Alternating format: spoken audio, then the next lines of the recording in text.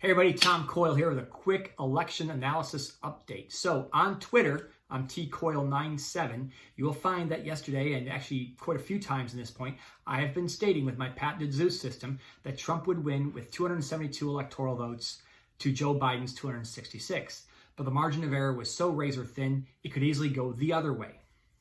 So where are we? In a close election like I predicted. So a couple things.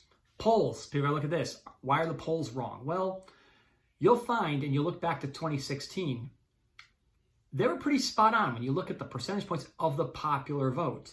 They were right on with the popular vote. The Electoral College adds a little bit of challenges for polls. Also, polls factor in data that people give them. So, are people being honest with the polls? That's a challenge. So why was I right and someone like Nate Silver maybe not quite as accurate in terms of predicting things?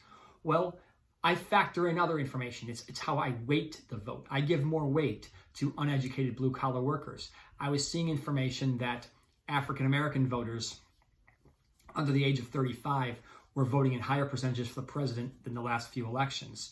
Same thing with Latinos. Same kind of breakdown there. So, and the Latino population is very diverse. Like in Arizona, the Latino population went against Trump. In Florida, they went for Trump. And a lot of that is based on where people come from. So a lot of Latinos in Florida are from Venezuela and Cuba. So they tend to lean right as they are refugees from those countries. Others who in Arizona, border states coming across the border, they're likely to be against Trump. And segmenting the data and also throwing out data. You have to know what data to throw out there. I won't reveal all my secrets, but there's some data I actually discount when making my prediction that the pollsters don't discount. So where are we? What does this mean? Where's it going? Now, first off, let's explain election fraud. The IRS, if you mail your taxes in, if they are postmarked by April 15th, which means if you go to the last mail drop of the day, which in my neighborhood is 4:00 p.m., and you put that in there and it gets postmarked April 15th, I'm on time with my taxes. Same thing with elections.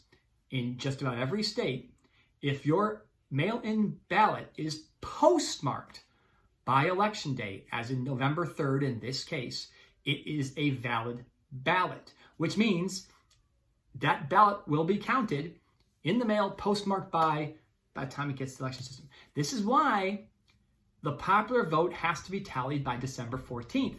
Yeah, so we got over a month to figure this out. They get the popular votes right, they call the election, and then it goes to the Electoral College. So CNN, Fox, all these people, they're just giving projections. These aren't the accurate standard. We tend to go by that because it works in a lot of ways, but we have historic mail-in voting. It's going to take a while to sort this out. This is not fraud by counting these ballots late. Every vote is counted. Mail-in ballots, again, you go where I am, Fairfax, Virginia, you put your ballot to a little machine, it's instantly tallied, goes into a state election system. That's easy to do. Mail-in ballots, you got to get those, and it's a little different. Takes a little bit more time. You have to get all these, and as I said, it has to be postmarked by November 3rd in most states. And for those who say, well, that's not fair, well, would you want the IRS coming after you because you didn't get your taxes on time because it didn't arrive in the IRS building by April 15th? Yeah, probably not. So take a pause. Votes will be counted. And then let's respect the results of this election. Look, this isn't a result of fraud. You've already got the president out there going, this is bad election, being cheated, they're whiny bullshit that the guy's known for. So wherever you are, we're going to count all the votes. As I said, in my model, I had Trump winning with 272 electoral votes. So if the president wins, we respect the results. The process is the process. If Joe Biden wins, we respect the results. People on the left, I don't want to see you burning down buildings and doing that type of thing. Republicans, people on the right, I don't want to see you doing the same thing. I don't want to see you, attacking polling places or doing that nut job crap when they tried to take the governor of Michigan hostage or that little crackpot scheme.